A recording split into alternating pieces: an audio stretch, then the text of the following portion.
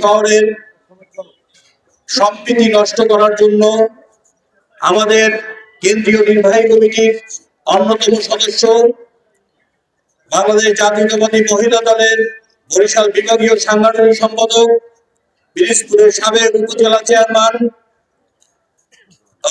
Union পরিষদ chairman, সৎ, নির্ভীক, ত্যাগী, পরিশ্রমী, পরিচ্ছন্ন একজন নেত্রী জনাবা এলিজা জামান, তার বিরুদ্ধে আমরা আজকে এই সাংবাদিক মহলকে জানাইতে চাই।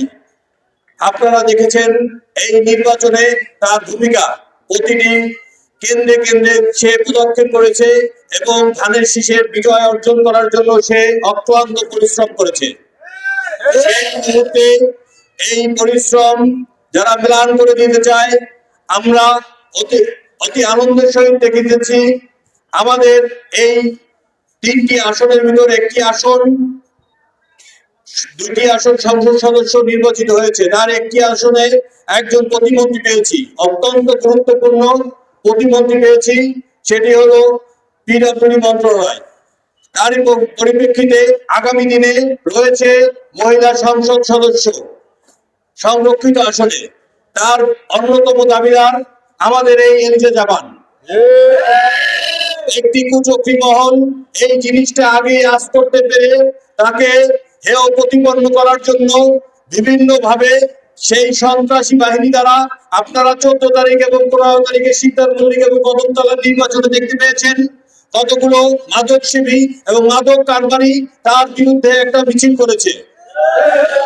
আমরা এর তীব্র প্রতিবাদ জানাই এবং আমরা এই প্রতিবাদের আলোচ্য হিসেবে আজকে এই শহরে খুবই সংক্ষিপ্ত আকারে একটি বিক্ষোভ মিছিল করেছি এবং এই মানববন্ধনের মাধ্যমে আমরা জানিয়ে দিতে চাই, এই কুচক্রী মহল যদি কোনো সময় আর কোনো পায়তারা দিয়ে ওঠে, আমরা তাদের নাম সহ পরিচয় প্রকাশ করব এবং এই সমাজ থেকে তাদের বিতাড়িত করব।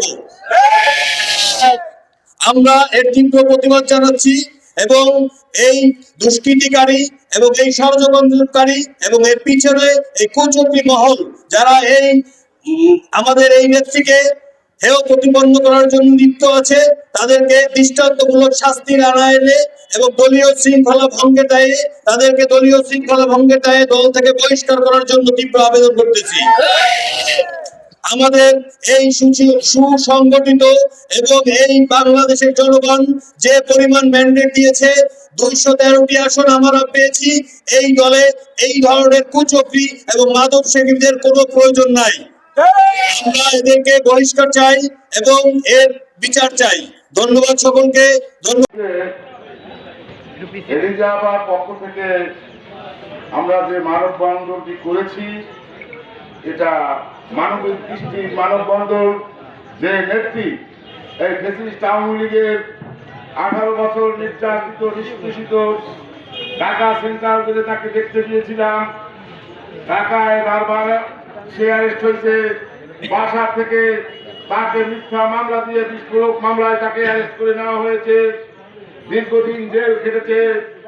এই সিদ্ধার মল্লিক ইউনিয়নের কৃতিত্ব সন্তান, পিরোজপুরের গর্ব, পিরোজপুরের অহংকার, আপসহীন নেত্রী জনাব এলিজা জামান, সে কখনো অন্যায়ের সাথে আপোষ করে নাই, মিথ্যার সাথে আপোষ করে নাই।